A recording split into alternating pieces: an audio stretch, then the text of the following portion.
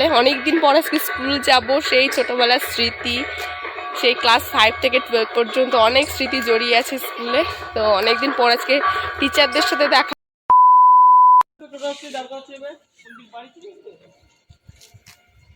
Flashback. Welcome to my channel. কেমন আছো তোমরা সবাই? আশা করছি খুব ভালো আছো, আমিও খুব ভালো আছি।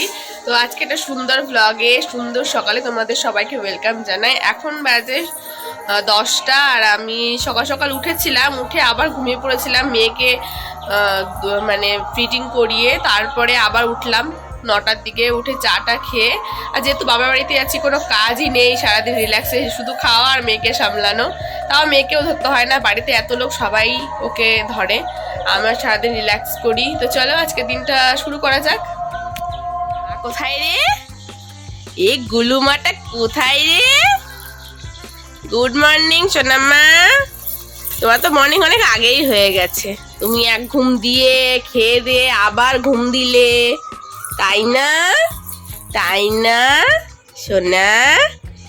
এই শ্রীভি, বলি বাবালে, হাত পা খুব চলে তোমার। দাঁড়াও দাঁড়াও, আমি বাবাকে বলে দেব, দাঁড়াও। বাবার কথা মনে পড়ছে সোনামা? কতদিন বাবাটাকে দেখে না, শুধু ভিডিও কলে দেখে, শুধু ভিডিও কলে দেখে আমার মা। কতদিনে দাড়িটা খপাত করে ধরে না, দাড়িটা। হ্যাঁ, উঠে চাটা খেয়েছি, এবার ভাত খেতে যেতাম এখনই, এর মধ্যে মেয়ে উঠে গেছে। আর আজকে আমার একটু, আমি যে স্কুলে পড়তাম সেই স্কুলেও যেতে হবে, আমার বোনের গার্জিয়ান মিটিংয়ে যেতে হবে আমাকে একটু পরে। তো একে রেডি টেডি করে ঘুম পাড়িয়ে তারপরে যাব বৌদির কাছে রেখে। আর আমাদের এখানে কালকে অনুষ্ঠান আছে, মানে আমাদের এখানটায় গ্রামে। আমাদের বাড়ি থেকে না মাছ বাজারটা, মানে মুড়িঘাটা বাজার একটু দূরে আছে, এর জন্য মানে মা বাড়িতে মাছওয়ালা আসে, তাদের কাছ থেকেই মাছ কেনে। আজকে ইলা মাছ, আমরা তো ইলা মাছ বলি, জানি না তোমরা কে কি বলো, টক টক লাগে, ওই মাছটা মা রান্না করেছে। আর ওই যে মেয়েকে নিয়ে সারাদিন পিসি কোলে নিয়ে বসে থাকে, ও পিসির কাছে খুব ভালো থাকে ও। এই যে একটু তেল মালিশ করে দিয়েছে, ওকে চান করাবো, এই যে গায়ে তেল মালিশ করে দিয়েছে, এখন ও খেলা করছে। তারপর ওকে চান টান করিয়ে ঘুম টুম পাড়িয়ে দিয়েছি। তারপরে এই যে দেখো ওর যত কাঁথা টাথাগুলো আছে সেগুলো আমি সব ধুয়ে রোদে শুকাতে দিয়েছি। আর এই দেখো আমাদের নতুন বাড়িটা প্লাস্টার হয়ে গেছে, গ্রিল লাগানো হয়ে গেছে, শুধু প্যারেন্টদের মিটিং আছে। তো মার শরীরটা ভালো না, আর বাবাও সবে দোকান থেকে আসলো, তো আমাকে বললো যে তুই যা। শিবিকে স্নান করিয়ে খাইয়ে ঘুম পাড়িয়ে আমি এখন তাড়াহুড়ো করে রেডি হয়ে এই যে রাস্তায় দাঁড়িয়ে আছি। হেঁটে যাওয়া সম্ভব না, দেখি কি গাড়ি আসে সেটাই করে আমি এখন যাব। গিয়ে দেখি গার্জিয়ানরা কি বলে, মানে টিচাররা কি বলে। সেরকম কিছুই বলবে না, জাস্ট দেখা করতে বলেছে। আর ওর আশা করি ওর নামে কোনো কমপ্লেনও হবে না, ও তো পড়াশোনায় ভালো, আর ও খুব শান্ত। তো যাই দেখি কি বলে। অনেক দিন পর আজকে স্কুল যাব, সেই ছোটোবেলার স্মৃতি, সেই ক্লাস 5 থেকে 12 পর্যন্ত অনেক স্মৃতি জড়িয়ে আছে স্কুলে।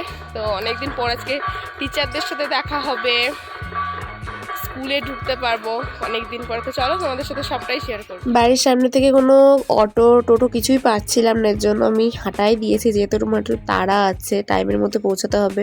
এখানে মতুয়া সম্মেলন, সের জন্য সারা প্যান্ডেলে, সারা রাস্তায় লাইটিং, আর হচ্ছে ওই মতুয়াদের ফ্ল্যাগ লাগিয়েছে।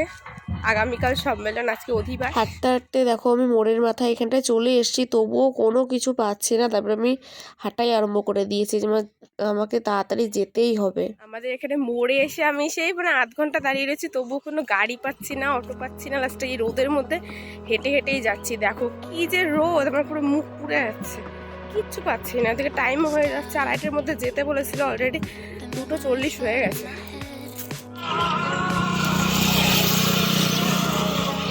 পৌঁছে গেলাম আমার সেই স্কুলে। কত স্মৃতি এই স্কুলটায় জড়িয়ে আছে, সেই ক্লাস 5 থেকে 12 পর্যন্ত বন্ধু, টিচারদের সাথে কত খুনসুটি, কত কিছুই না মনে পড়ছে। তো টিচারদের সাথে মিটিং হলো, আমারও অনেক প্যারেন্টসরা গেছিলো, তারপরে আমি বাড়ি আসলাম। 2000 years later.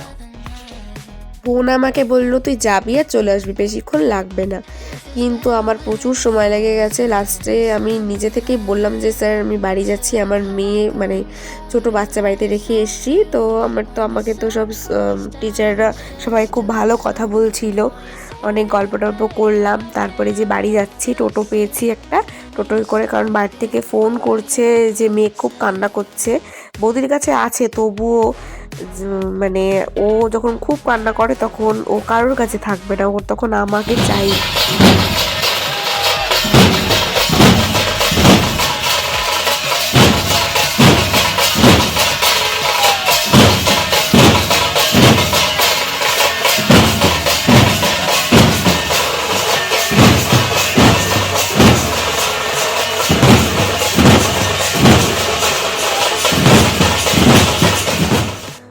সন্ধ্যাবেলায় ওকে বাড়িতে এসে তখন খাইয়ে দাইয়ে নিলাম। তারপর সন্ধ্যাবেলা একটু পার্লারে গেছিলাম আমি আর দিদি, গিয়ে দেখো এবার আজকে হচ্ছে অধিবাস, তো আসলাম।